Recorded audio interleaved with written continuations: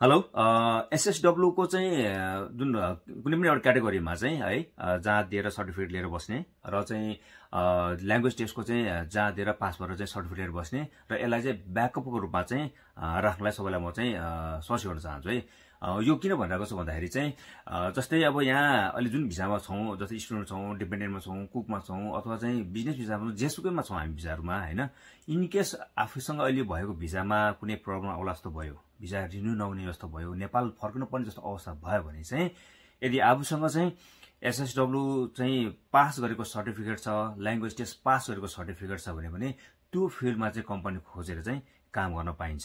Example दिन्छु, एउटा व्यक्ति कुक भिजामा छ, उसको चाहिँ श्रीमती डिपेन्डेन्ट भिजामा छ।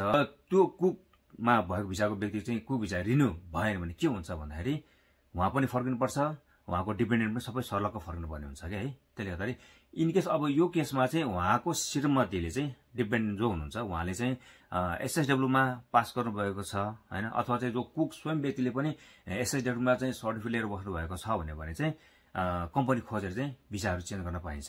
ल मानिलियो ल श्रीमान त जानु पर्ने भएर श्रीमानको अब भन्नुहोस् एसएसडब्ल्यू उहाँले लिनुभएको छैन भने कम्ती पनि श्रीमती चाहिँ यहाँ रहेर कम्पनी खोजेर चाहिँ उहाँले चाहिँ काम गर्नु पाउनुहुनेछ क्या।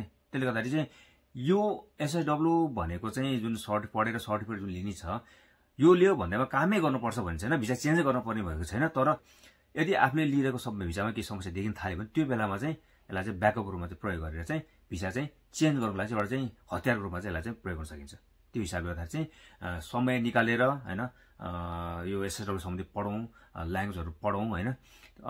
एसएसडब्ल्यू 1 त्यस्तो धेरै गाह्रो पनि छैन होइन, अलिकति टाइम निकालेर पढ्न सक्यो भने पनि जो कोहीले पनि पास गर्न सक्छ है त।